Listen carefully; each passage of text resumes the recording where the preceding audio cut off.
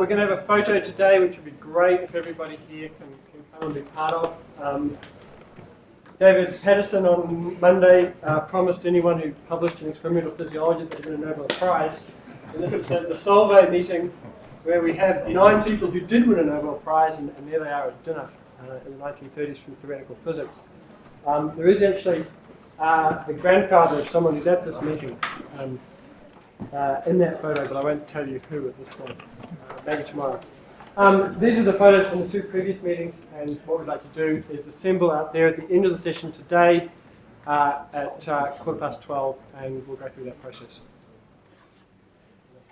All right, so let us start our second part of the first session, and as you can see, because it's 12:15, so one of our speakers unfortunately couldn't make it due to disease, so we will move this part to 12:15 and take a photograph. So let us introduce the first speaker. It's Alistair Young, and he will tell us about the Cardiac Atlas project. Thanks, Igor, and thanks very much for the organisers for the opportunity to come here and meet so many experts in their fields and be at this wonderful place. But I wanted to, at the risk of irritating Newton's ghost, pay a debt of gratitude to Robert Hooke, this rather ghoulish-looking gentleman here, who I believe is we owe a lot to in these talks. Not only was he the first person to describe a cell, because they look to him like monk cells or the accommodation that we have in the cottages. But he also made one of the first succinct descriptions of elasticity, with tensio sic vis, and gave his name to Hooke's law. But the other point of mentioning Robert is that he and Isaac did not get on. It's fair to say that Newton thought that Hooke was immoral, which he may have been, and Hooke thought that Newton was arrogant, which he certainly was. And but it's appropriate for this talk because what I'm going to talk about is collaboration and how we can form collaborations between different sectors of medicine and engineering, and work in such a way that we actually get some good results out. And so the talk that I'm going to show is mainly about the process of collaboration. I'm not going to really talk much about science. And I think it's neat that whenever we solve a mechanics problem, we actually have to use both Newton in terms of the laws of equilibrium and Hooke in terms of the constitutive relationships together to solve biomechanics problems. So the particular project I'm talking mainly about is this Cardiac Atlas project, which is a NIH funded project that started last year. It runs for 3 years, and it's a partnership mainly between Auckland and UCLA, and in particular a brain mapping group run by Arthur Toga at the Centre of Computational Biology at UCLA. And we're trying to leverage a lot of work that's been done in brain mapping and sharing brain data into the cardiac world. The brain mapping collaborations have been going for many years now and are very advanced. So the aim of this is to establish a database of initially cardiac MRI studies, because this was the initial contributing studies, but it's not closed to that. Of course, it's open to many other imaging and other studies, comprising a large number of asymptomatic and symptomatic patients together with derived functional analyses. And the reasons are to provide a mechanism to contribute data, to a resource to foster collaborations, facilitate the building of computational cardiac atlases along the lines of what Alex Frangi was very well describing earlier today, to reutilize data which has been extremely costly and intensive in resources to acquire, and to provide mechanisms for access. And I'll talk more about that soon. Second aim was to develop more standardized ontological schemes for the input classification and searching of imaging studies. and in particular defining what we mean in terms of a clinical image and from an anatomical location and a engineering application. And this is building on work that people are familiar with at this conference. And the third aim is to develop some open source tools to facilitate this work, to characterize structure and function, to translate results between studies which were performed for very different reasons under different conditions, and to develop probabilistic evaluations of temporal abnormalities in regional heart wall motion. Cardiac atlases are not new. This is one that's been around for a long time. If you Google cardiac MRI, one of the first hits is this atlas hosted by the Society for Cardiovascular Magnetic Resonance. It's recently updated by Kieran O'Brien, one of our PhD students at Auckland. And it gives you a single volunteer who was imaged for a long time, and it gives an annotated map of cardiac function and anatomy. But what we're moving towards is populations of large numbers of patients, and Alex gave a very good overview. This was an early example of some work done by Kevin Augenstein looking at the coupling between shape and motion. So we've got end diastole and end systole, and together, so both the shape and motion are coupled, and we're looking at the correlations between them.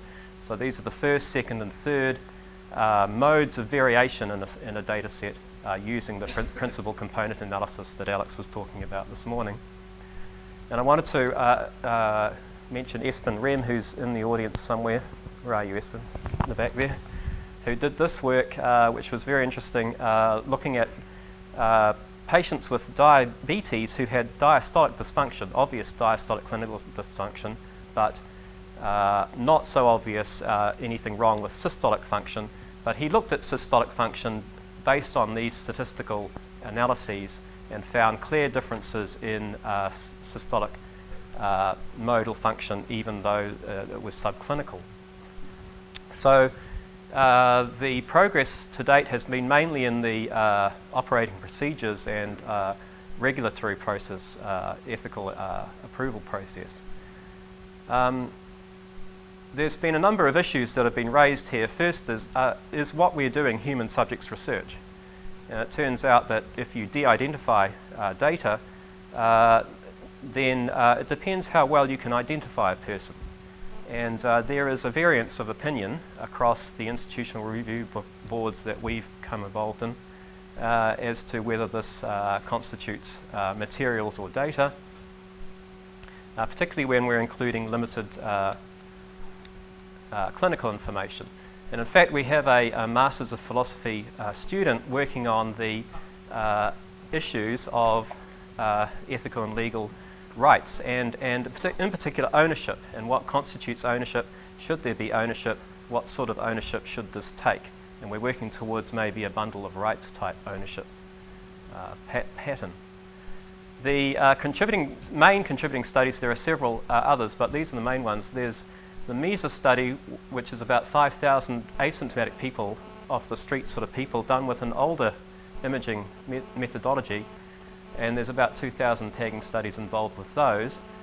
And then there's this determined study, which is about 10,000, I hope, people with myocardial infarction, imaged with the newer cine SSFP technique with gadolinium enhancement and some tagging studies. So all these data will be de-identified. I'll talk about that in a moment. We have both the images and the derived contours from the core lab. So people have been basically manually drawing around the ventricles, and those contours will also be available with the images, along with other derived information and some limited clinical information. So in terms of participants, we have to be careful that only those participants with the compatible informed consent can be included. They can withdraw at any time. They're going to be de-identified in a way compatible with the HIPAA privacy rule in the USA.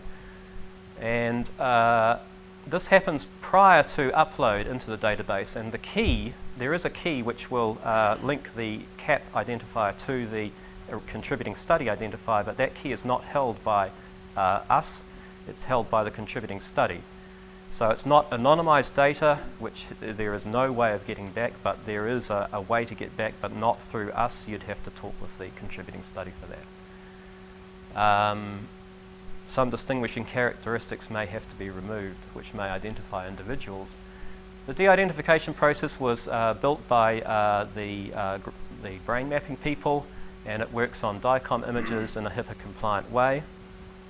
For contributors, we recognise that there's a substantial investment in data collection by contributors, and this provides a very valuable scientific resource. So what we're doing is trying to provide a standard mechanism, and the contributing studies will benefit from this by standardised comparisons with other studies. However, access should be under the control of the contributing study from our point of view. Since they have put all this investment into it, they basically say who is going to use it and what for. This is controlled through data distribution agreements, or DDAs. So any user that applies for a specific use for data has to come to an agreement with the contributor, not us, the contributor, detailing the terms and specific conditions of this particular use of the data. And data will only be used for this purpose and no other. On the user's side of things, you apply for specific projects which use data from one or more contributors. The CAP committee will review them in a general sense, see if it's a global remit sort of thing. And then they pass it on to the contributing studies, who will review each proposal themselves and then draw up these DDAs. These define all the terms and conditions for this specific data use, including how the acknowledgements works, what the publications are going to look like, and who owns the outcomes. And then we manage the permissions and give access through the secure mechanisms that has been developed. Just a word on intellectual property. We are developing software as part of this project. That's all open source as part of the sort of public license 1.1 specification. We're allowing commercialization of that, subject to licensing existing IP that may be in the software. In terms of the data distribution agreements, we're recommending that this sort of language be used. That is, that intellectual property relating to the contributing study design, which in the case of determine happens to be with defibrillators, for example, that should be owned by the contributing study, because that's the why they designed the study in the first place, and the data wouldn't exist without this, and therefore they have a right to any outcomes in that particular area. However, if you develop your own IP not relating to the specific character of the contributing study, then that should be the property of the developers. And we recommend that derived tools and models should be shared back into the community. So here's a screenshot from the brain mapping archive, which we've adapted for cardiac work. We haven't adapted it to show a heart icon, but that'll come soon. So this is enabling you to search via web interfaces with the data in the database. In parallel with this, Michael Backhouse in Auckland is developing a specific cardiac database and browsing tools, basically for our ontological research purposes at Auckland, based on DCM4Chi, which is an open source PACS system. Jay Chung has been developing the what we call the CAP client, or the viewer, and the first release of this is actually available now on the website. So you can go to that website, go to the SourceForge site, and download this little application. And I can give you a demo of it if you're interested afterwards as well. It doesn't do much at the moment, just lets you view images in a three-dimensional interface and build models in a fairly crude way. So in the future, what we're hoping to do is next year announce the availability of a significant number of cases, not perhaps all of them, but over 1,000 at least, I hope, by September next year. And at the moment there is limited data in the database, only a few cases for demonstration purposes, but we're inviting responses for the sort of direction that we're going in. And we want to develop interfaces with other similar projects going around the world in Europe and in America. CVR Grid is one of those. Thanks very much.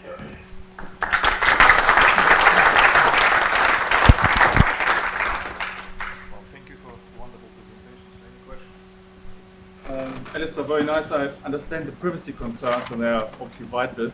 But then the contributors and all the agreements. So in practice, I was wondering, that looks like quite an obstacle to go through this long process. So if you had any experience with that, and secondly, if people had thought about something like what you use in patenting, that there's a period over which you can have this agreement, but then after that it becomes automatically, after some time, the public domain. If ideas like that could be. Yeah, so the question was, all this is a major pain, and that's true. And what we're doing is starting off with a very conservative point approach, and we're hoping that as people become comfortable with the project as it develops, that there will be more or less automatic standardized formats that happen. But it's going to take a few years, I think, for that to happen. Yes, you mentioned that you have to remove details that could allow the identification of the patient. So for the brain, it's clear that the face can help, but for the heart.